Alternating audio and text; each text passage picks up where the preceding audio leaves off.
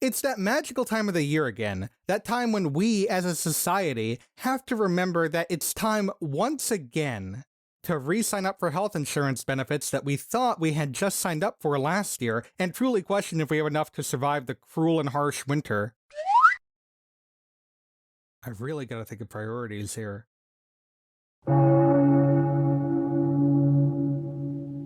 Oh, and it's also Christmas too, I guess. If you've been around my channel for a while, you know that I'm no stranger to talking about holiday specials. I don't know what it is about them specifically that I enjoy so much. I know that now that I'm in my mid-20s, I'm supposed to be really dismissive and moody towards Christmas and its specials, seeing as it's nothing more than a cash grab from corporations and executives to rake in that sweet, sweet revenue, but I gotta be honest, I really don't hate Christmas specials.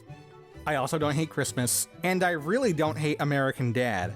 In fact, you might say that I love it. So when you cross a show that I love with a holiday that I love, you get something all kinds of screwed up.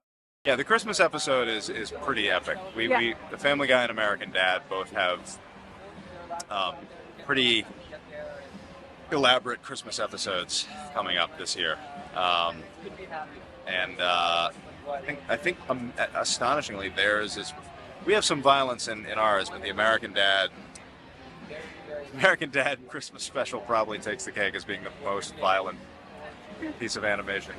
But it's glorious violence. Yeah, American Dad has been known for having some absolutely insane Christmas specials, with some of them being highlights of not only their respective seasons, but also of the show as a whole. And with a show running as long as American Dad has been, you know that's quite the achievement.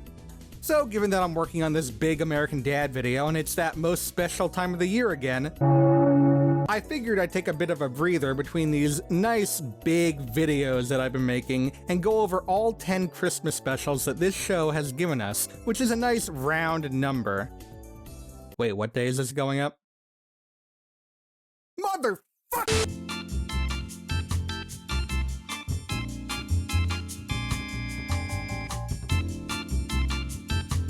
Breather between these big videos that I've been working on to go over all 11 Christmas specials that this show has given us, which is a nice prime number. Man, I am so tired I just want to sleep. While I normally go over this in chronological order based on when the episodes originally premiered, I thought it'd be fun to shake things up a bit and divide this video into 3 sections. In the first 2 sections, we'll be taking a look at 2 Christmas arcs that American Dad went through, because yup, American Dad sometimes has mini-arcs that last multiple seasons. What do you mean it was canceled by Fox? And the last part will be going over the remaining specials that don't really fall into those arcs and act as sort of standalone specials. I'm not going to be going too much into how I feel about these episodes overall. This is more so just giving a brief synopsis and looking over all the Christmas episodes. I'm saving my scathing thoughts for the big video. So without further ado, let's start with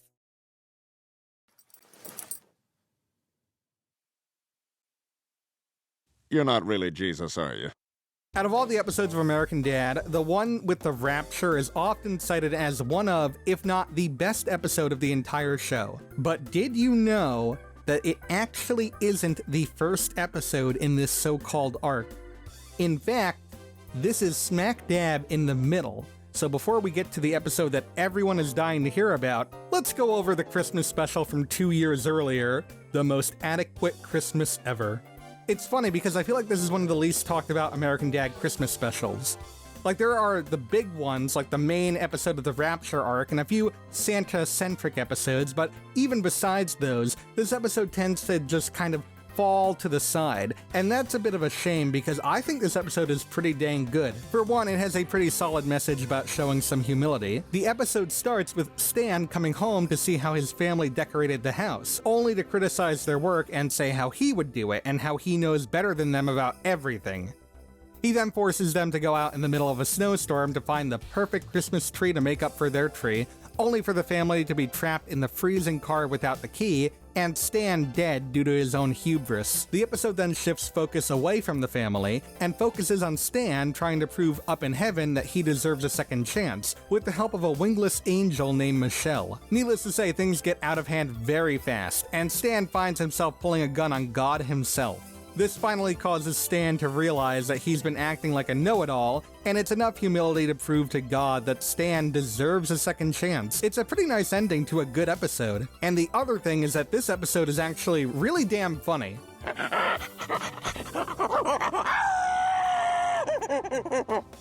Hey, Francine, you make coffee?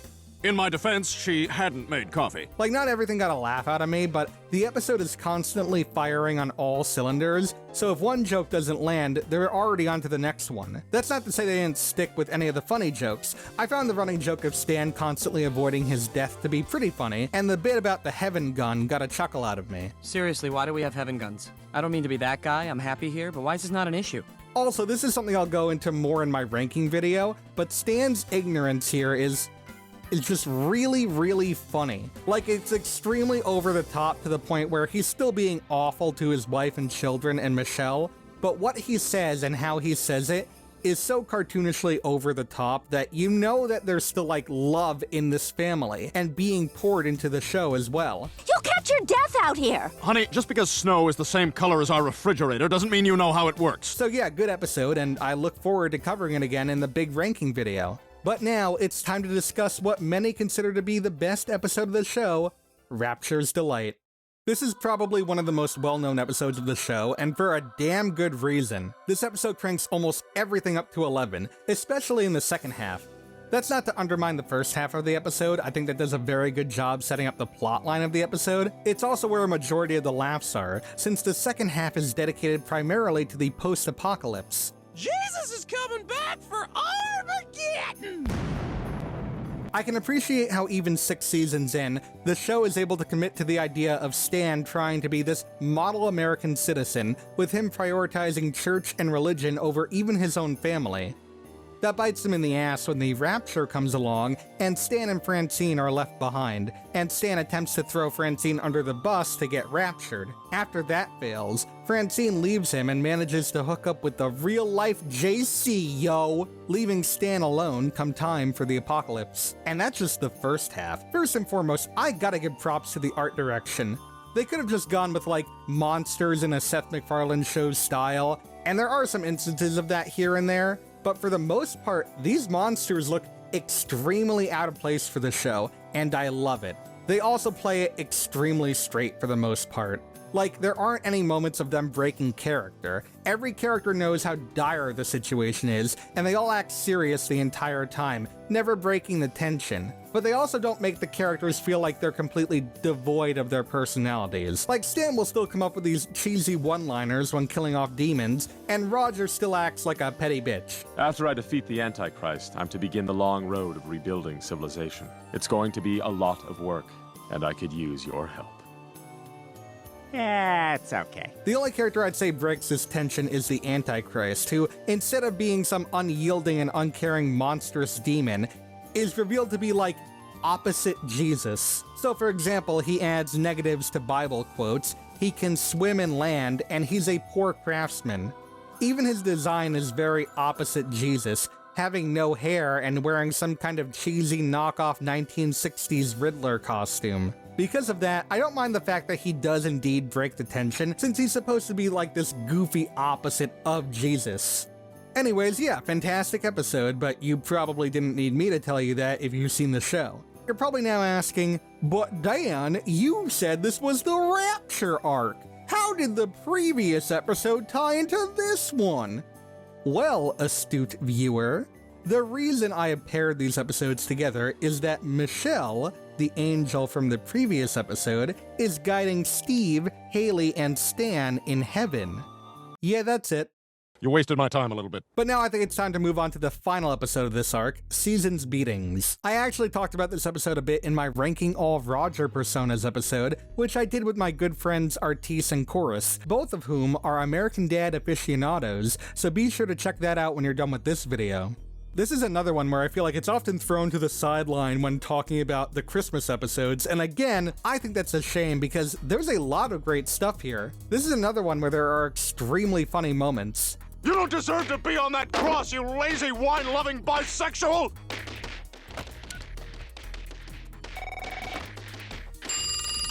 Are you watching this?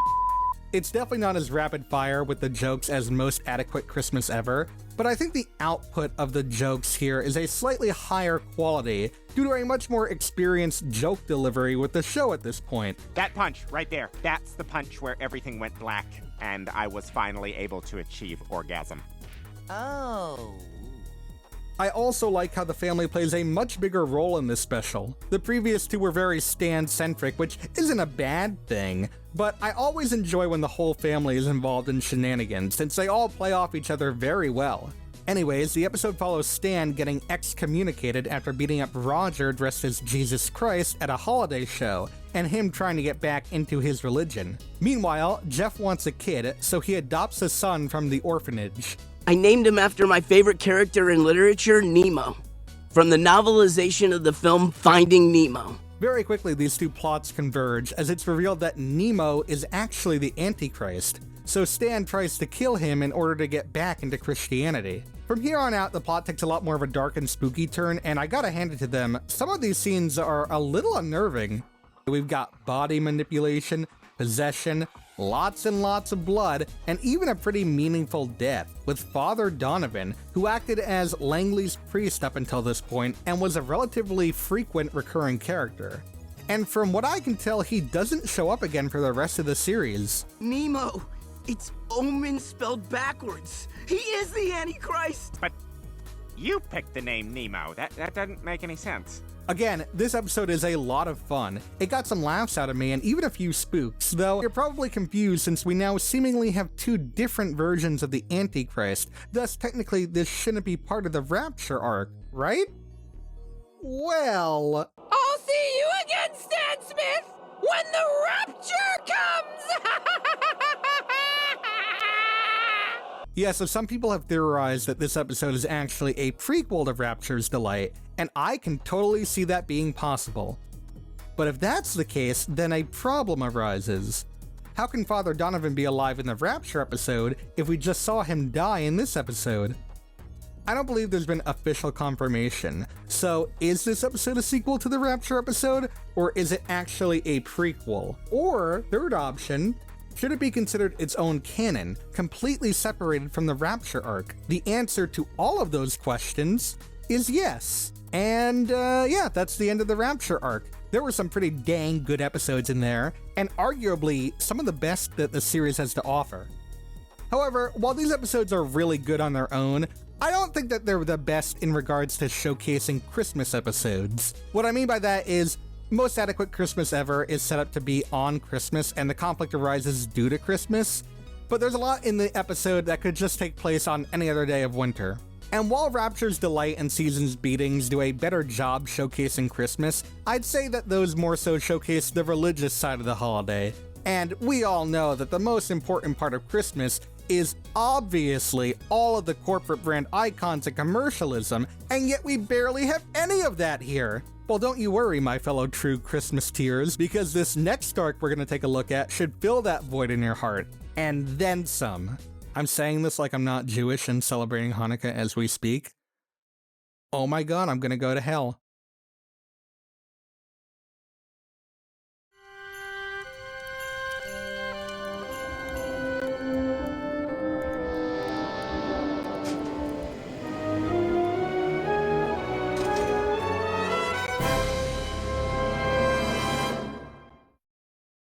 American Dad loves to zag when it's asked to zig, so of course they have a different take on Santa Claus. He's the bad guy. That might sound similar to something like Futurama's take on Kringle with Robot Santa, and there are definitely some similarities. But the big difference between him and Amdad Santa is that Amdad Santa isn't really evil per se. Really, he only has a grudge against the Smith family, so he's still a jolly guy to the rest of the world, at least in the beginning. What I mean by that last part is we learn in more and more episodes that the character is just the tip of the iceberg, but we'll get there soon enough. For now, let's take a look at the episode that introduced Santa and his grudge against the Smiths, that being For Whom the Sleigh Bell Tolls. I promise I won't get Steve a gun for Christmas. Merry Wednesday, son!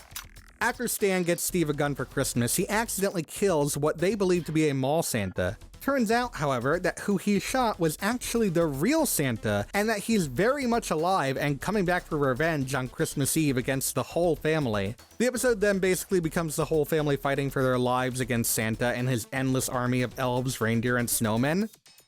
If it seems like I'm rushing through this episode here, I'm really not. That is basically the whole gist of it, minus the B-plot with Roger making moonshine. It may seem like I don't have a lot to say about it, and you could take that as a negative, but on the contrary, I actually really enjoyed this episode a lot.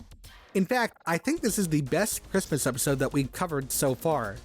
Not to say it's the best episode of the bunch in regards to overall quality, but in regards to looking at it as a Christmas episode, this episode definitely is the best of the bunch, at least as of now. For starters, because this episode is so Santa-centric, there's a lot more heavy emphasis placed on the holiday season.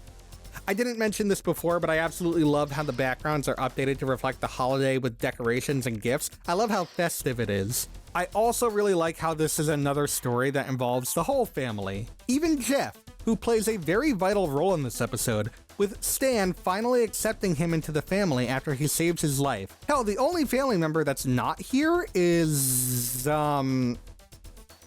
what's his name? The guy. My name is Klaus Heisler. And even though the episode isn't as funny as some of the others we discussed, it did get a good few chuckles out of me. Can't you bond over something else? I've tried everything else. Darts, a ping pong table, that puppy. The puppy! It's probably too late. Of course, the main portion of this episode is definitely the 5+ minute action fight set piece between the Smiths and the forces of the North Pole. I love everything about this scene. The Mountain Knight set piece, the Christmas-themed weapons, the amazing music, like holy shit, this all goes so hard! But I gotta say, I think the big thing that I really enjoy is American Dad's interpretation of Santa. It literally is just what you'd expect Santa to look like from a design perspective, but it works surprisingly well with the Santa's more ill intentions. As a result, certain actions this Santa does may seem normal Santa-type fare, but because of how we perceive him here and how foreboding he comes across as, it comes off a lot more menacing. Really great Christmas episode, and I'm especially glad that this was the start of an ongoing plot line and not just like a one-and-done episode. It makes the following Christmas episode something to really look forward to. You were lucky this year, Smith, but I'll be back next Christmas to kill you. Oh my god! It looks like we found our new Christmas tradition! Up next is Minstrel Krampus, and as the name suggests, this episode features Krampus, who if you don't know who that is, just watch the best Krampus movie of all time, Mother Krampus 2: Sleigh Ride. I really enjoy seeing Krampus pop up in different forms of media. He's an often overlooked yet important character within the Christmas mythos. If there's anything negative worth mentioning in this episode, I'd say it's a little strange that Steve just starts acting extremely rude and naughty towards his parents for like no reason whatsoever. It's not like we haven't seen him act this way before, but there was always like a catalyst of sorts that caused him to act like this. Here, though, he's just acting like a spoiled brat from the very beginning. Hey, bitch! Where's my Mickey Mouse towel? I'm sorry. I'll try harder. Honestly, though, if that's what was needed for the episode to play out the way it does, then by all means, it's totally worth it. Minstrel Krampus lives and dies with its namesake character, Krampus, played by Danny Glover, with his singing voice provided by the late, great Charles Bradley. And they both pour in 110% with this character. It is great to see a whole new perspective on the Krampus lore, with Krampus being a tortured soul who hates beating children, but does it so they can understand the pain they cause others and act nice instead of naughty. You know, take what you will from this morally ambiguous takeaway, but again, it's great to see a side of Krampus that isn't so black and white. And Charles Bradley does a phenomenal job as Krampus' singing voice, providing us with 2 amazing songs. Honestly, I really wish Steve and Krampus sung together more because Scott Grimes and Bradley's voices harmonize extremely well. The rest of the episode is a musical as well, getting music from both Steve and Haley. Grimes gives it his all in a sort of bad boy rap number, whereas Rachel McFarlane takes a much more grandiose, vibrant approach. They're both very talented singers. At least Haley's first song is good. The second one is like a laughably bad reggae number, but I think that's kind of the point. The episode also brings back Jack Smith, Stan's conman father, who I'll talk about more in the big video, but just know that I really enjoy this character a lot. He's actually the catalyst for this episode, revealing that he's captured Krampus in a copper pot in the Smith's basement, and Stan releases him in order to teach Steve a lesson. Unfortunately, things go south when Krampus kidnaps Steve and refuses to let him leave the castle until he sees Jack. Stan tries to get his father's help, but he quickly bails on him, which means there's only one other person who can help him: the Man in Red himself. After he and Roger get instantly captured in the North Pole, Stan is able to convince Santa to help him save his boy, with the caveat of helping him kill Krampus once and for all. They actually succeed in getting to Krampus's castle and killing Krampus, albeit Santa goes a little over the top, but not even a minute after, he turns on Stan. We had a deal! Yeah, well, I'm Santa. And maybe now even a dumbass like you can figure out that I'm the bad guy. Before he can kill him, though, Jack comes in at the last minute and sacrifices himself to save Stan. The episode ends with Krampus and Jack fusing together, so Jack is the new Krampus. If that sounds confusing, I feel very sorry for you with what's coming up. Another great Christmas episode. This one isn't too funny all things considered, but it does have some great visual gags, like the inconsistent ice wall height. And it makes up for it by being one of the best musical episodes of the show to date, alongside continuing to add new perspectives to characters that seem so black and white. You really love to see it. You better be good, boys and girls, or I'll beat you until blood's coming from your ears and your eyes and your mouth. Merry Christmas! And from your ass. 90 North, 0 West is the next episode in the Santa arc. First of all, let me just say that this is aesthetically gorgeous. The Smith household in the beginning is completely decked out with Christmas decorations and a nice warm glow. Santa's workshop looks magical from the exterior, but once we see the interior, it's a lot darker and more foreboding. I love it. Unlike the previous episode, right from the get-go, you know that Santa is going to play a major role in this episode, and even the Smith family knows this, as they decide to forego Christmas entirely due to bad experiences. Steve, however, is upset that he won't be able to celebrate the splendor of Christmas, so he sneaks out and goes to the Christmas train village, which turns out to actually be a front where Santa literally kidnaps children, sends them to the North Pole, and has them mine for rare stones until they're completely exhausted of energy. Ha! It'll take more than 2 elves to... Actually, 2 seems like overkill.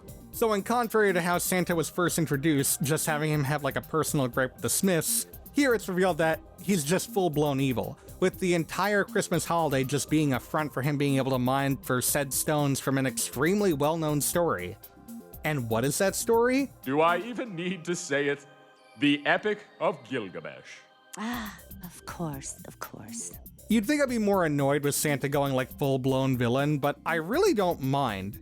Again, even with this change, it's different enough from a character like Robot Santa from Futurama, since in that show there's an actual story behind his corruption.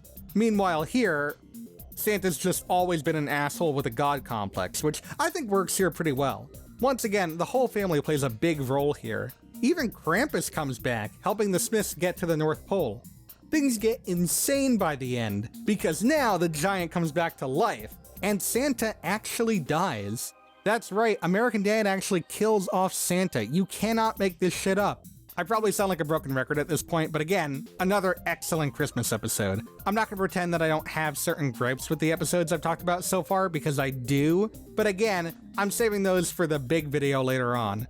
Looking at this primarily as a Christmas episode, it's one of the better ones from the show. Not an especially funny one, albeit they have Jim Rash cameo as an elf, and he got a chuckle out of me. It's just like the culture up there was really diseased, and it was all just like cliquey politics, and people really threatened by clear communication. You were the problem. He was the problem. But it more than makes up for it with its aesthetics and its overall holly jolly feeling.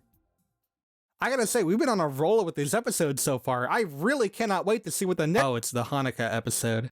I don't like that one very much. Santa Schmanta is the last episode of the Santa arc as of now, and I gotta say, what a mediocre way to go out. I've actually talked about this episode a little bit in both the Roger Persona video that I mentioned and my Hanukkah specials video, so go check that out after this one. I like how it opens up with the Smith family once again fully embracing Christmas now that Santa is dead. If I hadn't spent the last 5 or so minutes explaining why that sentence makes sense, I'd probably sound like a crazy person now. I mentioned this previously, but the parts with Snot celebrating Hanukkah and wishing for it to be more widely accepted, only for his wish to come true, but with the dire consequences of being bastardized by Roger, is definitely my favorite part of the episode, but they really don't do enough with it. Once Roger actually becomes Shmanta, Snot kind of takes a back seat here, only having relevance once they try to bring Santa back to life. Oh yeah, okay, so the plot. Roger's like tired of being overshadowed by Christmas or something, I don't know, it was kind of boring, and so he and a downtrodden Snot celebrate their loneliness together, with Roger latching onto Hanukkah since it's a much more subtle holiday in comparison to Christmas. This is a tough time of the year for us. Are there or have there ever been other tough times for Jewish people? Yes. He decides to prove to the world that Santa is dead by dragging his frozen body into the mall, only for him to become Santa by donning his hat and coat, a la the Santa Claus. Except he decides instead of Christmas, it should be Hanukkah that is the main holiday celebrated, donning the name Shmanta and changing all Christmas decorations into Hanukkah decorations with his newly acquired Santa powers. The Smith family isn't too ecstatic with this change, so with the help of Snot, they use the Book of Creation to bring Santa back from the dead, which, okay, I'll give them that's very clever. Unfortunately, it doesn't completely work, only turning him into a zombie. He won't reform to his true self until he gets that hat and coat back, so he and Roger have a duel, with Santa being victorious, regaining his outfit and powers, and coming fully back to life. The episode ends with him turning all the Hanukkah decorations back into Christmas decorations, and him still hating the Smiths. And we never see him again. Yeah, I don't really like this episode all that much, as an episode and as a Christmas episode. The fact that this is the final episode of the Santa arc so far, and that there hasn't been another episode with him since, is really, really sad. We're 5 years now with Santa still vowing revenge on the Smiths, and we don't have any sort of follow-up. And with how things are going behind the scenes, this could very well be the last episode of the Santa arc, period. And that would be a damn shame. Definitely the weakest Christmas episode that we talked about so far, but despite that, we still got a solid set of 3 episodes that are some of the show's best, so I'm not complaining all that much. And yet, we're still not done talking about the show's Christmas episodes. With only 7 episodes discussed so far, that still leaves a lot of gaps for other Christmas episodes throughout the year. Granted, they didn't have a Christmas episode every year, but there's still a lot of holes left to fill in. So, how does American Dad handle Christmas in one-off bursts? Well, I guess we'll just have to find out. And if it's not Santa, it's something else. No one's even mentioning the time I wished you all away and got a better family. What? Huh? Sorry, what? In this part of the video, we're going to be taking a look at the show's Christmas episodes that don't fit into the Rapture or Santa arcs, and are just sort of standalone holiday specials. So American Dad's first ever Christmas episode is the best Christmas story never told. I remember when I first watched this episode, I wasn't the biggest fan of it, but now that I've matured into a fully grown man-child, I actually like it quite a bit. But it's not perfect. This is an early episode of American Dad, so there's a lot more emphasis on the political climate of the time in this episode than in any other episode that we've discussed or have yet to discuss. As such, I can already tell you this is going to be a very divisive episode for many people, so if you don't like it, I can completely understand. The episode starts out having a large focus on the war on Christmas, which is kind of crazy considering that this episode aired in 2006. Stan tries to keep the spirit of Christmas alive however he can, or at the very least, with what he believes to be the spirit of Christmas. We can stop by church. I don't need to be bored, Francine. I need to be reminded of what Christmas is all about. To the shopping mall! After that, the story shifts to sort of a Christmas Carol parody, with an angel named Michelle taking Stan back to the past to help him rediscover the true meaning of Christmas. But once he's back, he bolts to take care of something, leaving him stuck in the 70s. I'm really glad that this took the turn it did. I don't mind retellings of A Christmas Carol, especially when they're unique, but there's already so many of them that would have been very hard for American Dad to stand on its own. You lost my husband in the past? Look, if a mom takes a kid to the mall and loses the kid, do you blame the mom?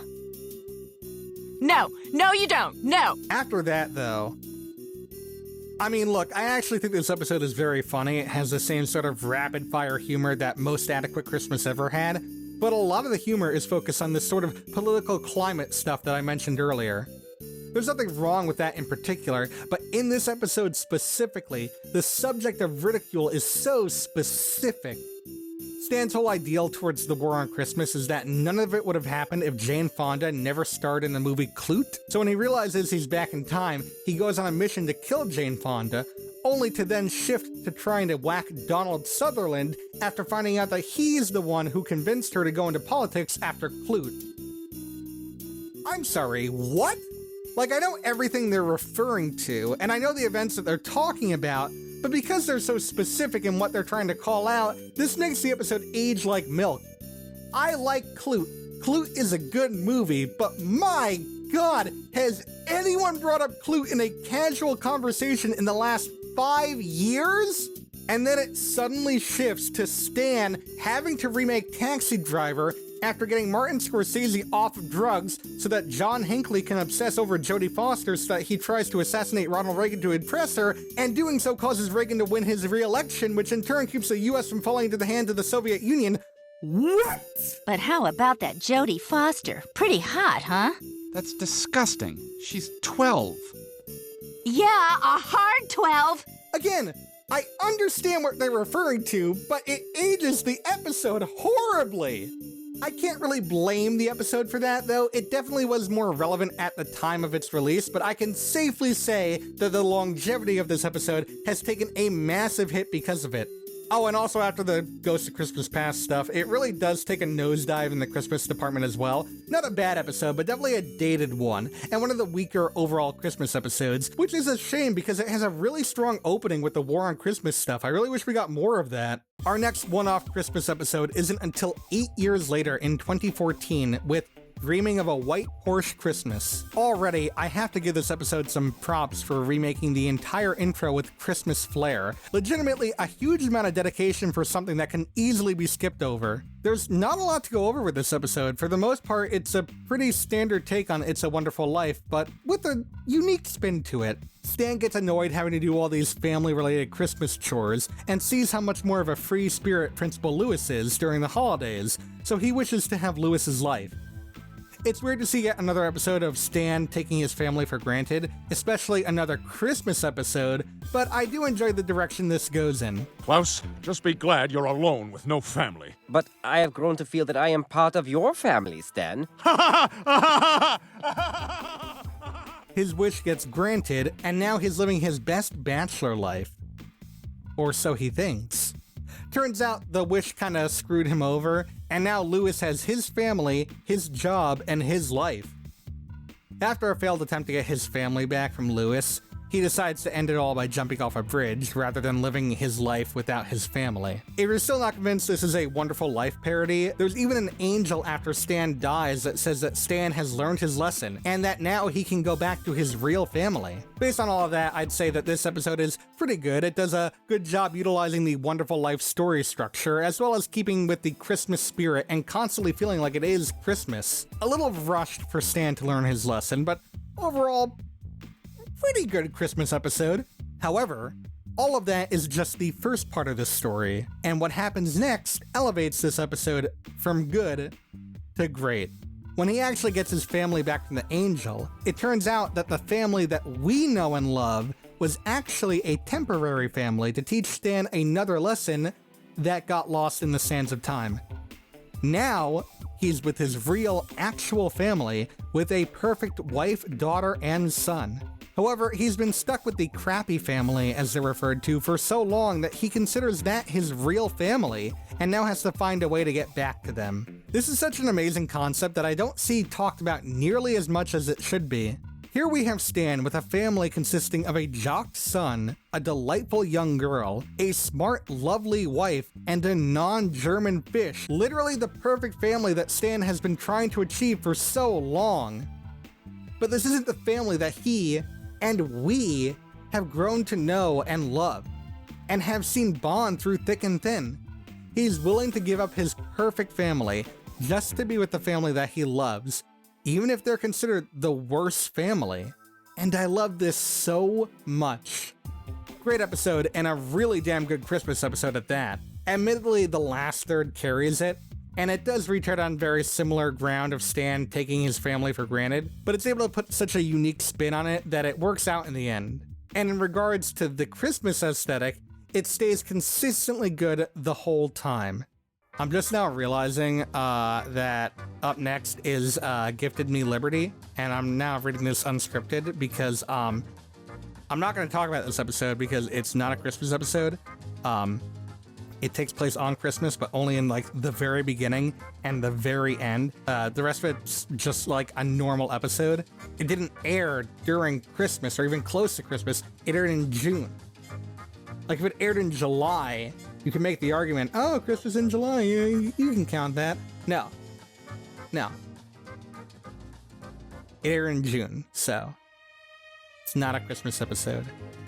So yeah, I'm not going to talk about it.